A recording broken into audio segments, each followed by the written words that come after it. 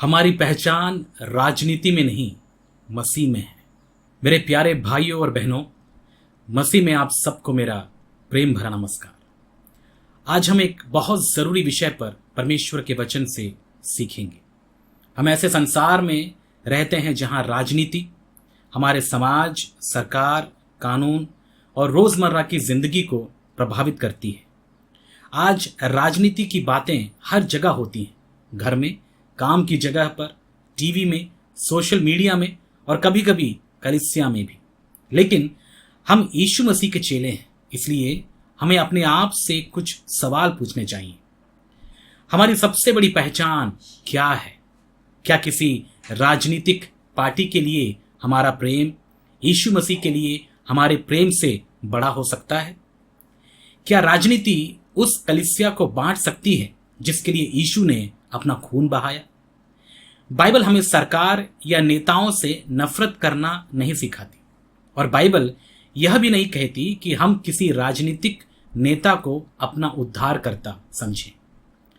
हमें नेताओं का आदर करना चाहिए, हमें उनके लिए प्रार्थना करनी चाहिए, हमें अपने देश की शांति और भलाई की चिंता करनी चाहिए। लेकिन हमें यह कभी नहीं भूलना चाहिए कि कलीसिया किसी राजनीतिक पार्टी की नहीं है, कलीसिया यीशु मसीह की है। हमारी सबसे बड़ी पहचान यह नहीं है मैं इस पार्टी का समर्थक हूं, मैं उस नेता को मानता हूं, मैं इस राजनीतिक विचार को मानता हूं। हमारी सबसे बड़ी पहचान यह है मैं यीशु मसीह का हूं, मैं मसीह का चेला हूं। हमारी असली नागरिकता स्वर्ग में है, फिलिपियों 3:20, क्योंकि हमारा वतन स्वर्ग में है। हर विश्वासी इस धरती पर किसी न किसी देश में रहता है। हम भारत के नागरिक हैं। हमें अपने देश से प्रेम करना चाहिए और उसके लिए प्रार्थना करनी चाहिए। लेकिन हमारी असली और हमेशा रहने वाली नागरिकता स्वर्ग में है। सरकारें बदल जाएंगी, राजनीतिक नेता बदल जाएंगे, राजनीतिक पार्टियां भी आएंगी और चली जाएंगी, लेकिन परमेश्वर का राज्य कभी खत्म नहीं होगा। दानियल 2:44 ऐसा कहता है, परमेश्वर का राज्य कभी नष्ट नहीं होगा। इसलिए हमें अपनी राजनीतिक पहचान को मसीह में मिली पहचान से बड़ा नहीं बनाना चाहिए। कोई राजनीतिक पार्टी किसी को बचा नहीं सकती, कोई राजनीतिक नेता हमारे पाप माफ नहीं कर सकता, कोई सरकार हमें अनंत जीवन नहीं दे सकती। केवल यीशु मसीह उद्धार करता है, केवल यीशु मसीह प्रभु है, केवल यीशु मसीह हमें अनंत जीवन दे सकते हैं। याद रखिए, अपनी कुछ समय की राजनीतिक पहचान को मसीह में मिली हमेशा की पहचान से बड़ा मत बनाइए। सरकार को उसका अधिकार दो, लेकिन परमेश्वर को पहला स्थान दो। मत्ती 22:21 में यीशु ने कहा, जो कैसर का है वो कैसर को दो और जो परमेश्वर का है वो परमेश्वर को दो। यीशु ने यह नहीं कहा कि हमें सरकार के खिलाफ विद्रोह करना चाहिए। उन्होंने हमें अपनी जिम्मेदारी समझाई। हमें सरकार और अधिकारियों का आदर करना चाहिए, हमें अच्छे और सही कानूनों का पालन करना चाहिए, हमें अपने देश की शांति और भलाई के लिए काम करना चाहिए, हमें नेताओं के लिए प्रार्थना करनी चाहिए, लेकिन एक सीमा है। सरकार का अधिकार धरती के मामलों में है, लेकिन हमारा दिल, हमारा विश्वास, हमारी आराधना और हमारी सबसे बड़ी निष्ठा परमेश्वर की है। कोई राजनीतिक पार्टी कलीसिया की मालिक नहीं है, कोई राजनीतिक नेता कलीसिया का मालिक नहीं है, कोई सरकार हमारी उद्धारकर्ता नहीं है। हमारी आराधना परमेश्वर के लिए है, हमारी सबसे बड़ी निष्ठा यीशु मसीह के लिए है। कलीसिया को राजनीतिक मंच मत बनाइए। 1 कुरिन्थियों 1:10 में बाइबल कहती है कि हमारे बीच फूट नहीं होना चाहिए। यीशु ने हमें एक करने के लिए अपना खून बहाया, लेकिन राजनीति कई बार विश्वासियों के बीच झगड़े और बंटवारा पैदा करती है। एक भाई एक पार्टी को पसंद करता है, दूसरा भाई दूसरी पार्टी को पसंद करता है, फिर दोनों बहस करने लगते हैं, एक दूसरे की आलोचना करते हैं एक दूसरे का अपमान करते हैं और धीरे धीरे राजनीतिक पार्टी मसीह के प्रेम से भी बड़ी हो जाती है। लेकिन कलीसिया राजनीति का मंच नहीं है मेरे प्यारे भाई और बहन। कलीसिया का मंच किसी पार्टी का प्रचार करने के लिए नहीं है। कलीसिया की संगति राजनीतिक बहस करने के लिए नहीं है। कलीसिया मसीह की देह है।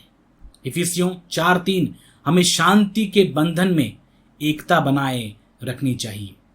यीशु का खून राजनीतिक मतभेदों से बड़ा है। मसीह का क्रूस किसी भी राजनीतिक चिन्ह से बड़ा है। हमारी मसीही एकता राजनीतिक पार्टी से बड़ी होनी चाहिए। मैं आप सबसे पूछना चाहता हूं, अगर हमारे राजनीतिक विचार अलग हैं तो क्या हम एक साथ परमेश्वर की आराधना कर सकते हैं?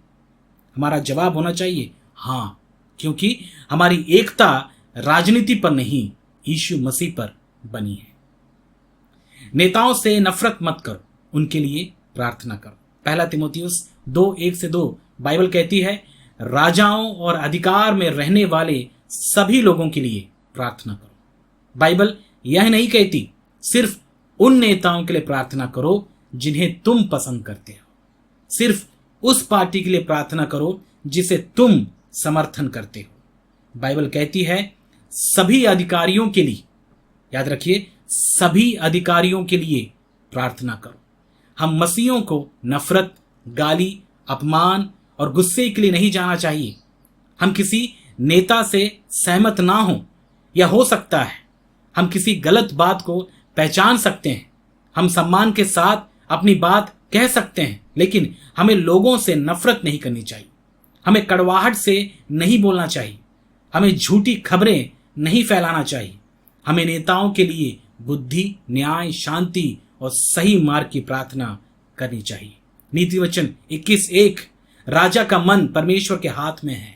परमेश्वर हर सरकार से बड़े हैं। परमेश्वर नेताओं के दिल बदल सकते हैं। परमेश्वर नेताओं को उठा सकते हैं और हटा भी सकते हैं। इसलिए प्रार्थना कमजोरी नहीं है। प्रार्थना यह दिखाती है कि हमारा भरोसा परमेश्वर पर है। अपनी पूरी आशा राजनीतिक नेताओं में मत रखो। भजन संहिता 146:3 में ऐसा कहता है, राजाओं और मनुष्यों पर अपना भरोसा मत रखो।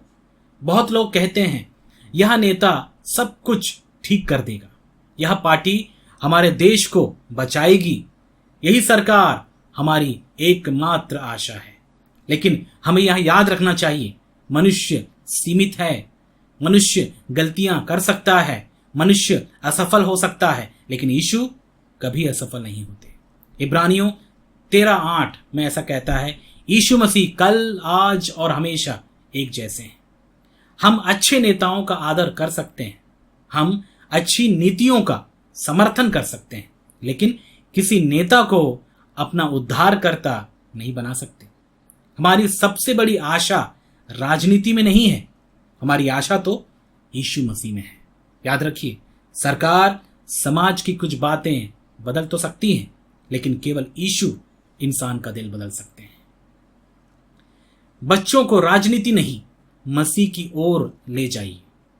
व्यवस्था विवरण 6:6-7 में बाइबल कहती है कि हमें परमेश्वर का वचन अपने बच्चों को सिखाना चाहिए।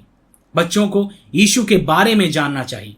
उन्हें प्रार्थना सिखाइए, उन्हें परमेश्वर का वचन सिखाइए, उन्हें सच बोलना सिखाइए, उन्हें प्रेम करना सिखाइए, उन्हें नम्रता और आज्ञाकारिता सिखाइए। उनके दिलों में राजनीतिक नफरत प्लीज मत भरी। उन्हें यह मत सिखाइए कि किसी अलग पार्टी को मानने वाले लोगों से नफरत करें। राजनीतिक पार्टी को परमेश्वर के राज्य से बड़ा मत बनाइए। अपने बच्चों को सिखाइए यीशु प्रभु है। अपने पड़ोसी से प्रेम करो, सच बोलो, नेताओं के लिए प्रार्थना करो, यीशु का अनुसरण करो। चुनाव के समय ईमानदार रहो। नीति वचन 10:9 में ऐसा कहता है, जो ईमानदारी से चलता है वह सुरक्षित चलता है। चुनाव के समय कुछ लोग पैसे, उपहार, वादे, डर या निजी फायदे के कारण गलत फैसला कर सकते हैं, लेकिन मसीह का चेला ईमानदारी से चलता है। मतदान हमारा व्यक्तिगत अधिकार और जिम्मेदारी है। अपना विवेक मत बेचो। अपने वोट के बदले पैसे मत लो। लालच की वजह से फैसला मत करो। डर की वजह से फैसला मत करो। किसी के दबाव में मत आओ। हर विश्वासी को परमेश्वर के सामने ईमानदारी और जिम्मेदारी से काम करना चाहिए। कुलसियों 3:23, जो कुछ भी करो पूरे मन से करो, जैसे प्रभु के लिए करते हो। याद रखिए, मसीह का चेला पैसे, उपहार, डर या राजनीतिक फायदे के लिए अपना विवेक नहीं बेचता। राजनीति के कारण अपनी मसीह गवाही खराब मत करो। मत्ती 5:14, तुम दुनिया की रोशनी हो। लोग हमें देख रहे हैं, वे देखते हैं हम कैसे बोलते हैं, हम मतभेदों के समय कैसे व्यवहार करते हैं। क्या हम झूठी खबरें फैलाते हैं? क्या हम दूसरों को गाली देते हैं? क्या हम गुस्से और नफरत से भर जाते हैं? क्या हम लोगों को बांटते हैं?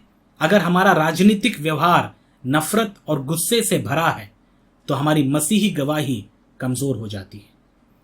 हम रविवार को प्रेम के बारे में बोल सकते हैं और सोमवार को सोशल मीडिया पर नफरत फैला सकते हैं। हम कलीसिया में शांति की बात कर सकते हैं और बाहर लोगों का अपमान कर सकते हैं। ऐसा नहीं होना चाहिए। हमारा व्यवहार हर जगह यीशु को दिखाना चाहिए। कुलसियों 4:6 में ऐसा कहता है, तुम्हारी बातें हमेशा अनुग्रह से भरी हों। राजनीतिक बात पोस्ट करने से पहले अपने आप से पूछो, क्या यह सच है?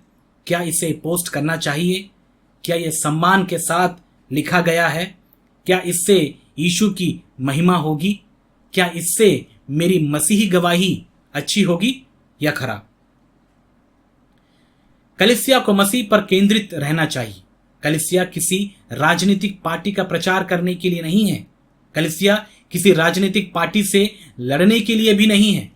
कलीसिया का काम है यीशु मसीह का प्रचार करना, परमेश्वर का वचन सिखाना, लोगों को मसीह का चेला बनाना, लोगों को पाप से पश्चाताप करने के लिए बुलाना, विश्वासियों को पवित्र जीवन जीना सिखाना, प्रेम से लोगों की सेवा करना, देश और नेताओं के लिए प्रार्थना करना, परमेश्वर के राज्य का प्रचार करना।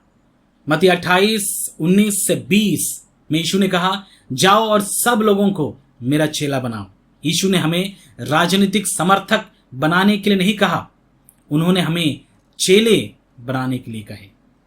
कलीसिया का मिशन राजनीति के कारण नहीं बदलना चाहिए। हमारा संदेश है, यीशु हमारे पापों के लिए मरे, यीशु मृतकों में से जी उठे, यीशु प्रभु है, पश्चाताप करो और सुसमाचार पर विश्वास करो, यीशु का अनुसरण करो और उनके चेले बनो।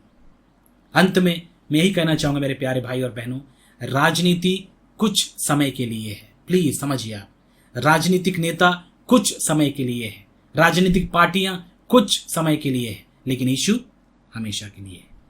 परमेश्वर का राज्य हमेशा के लिए है। कलीसिया यीशु मसीह की है, इसलिए नेताओं का आदर करो, लेकिन परमेश्वर की आराधना करो।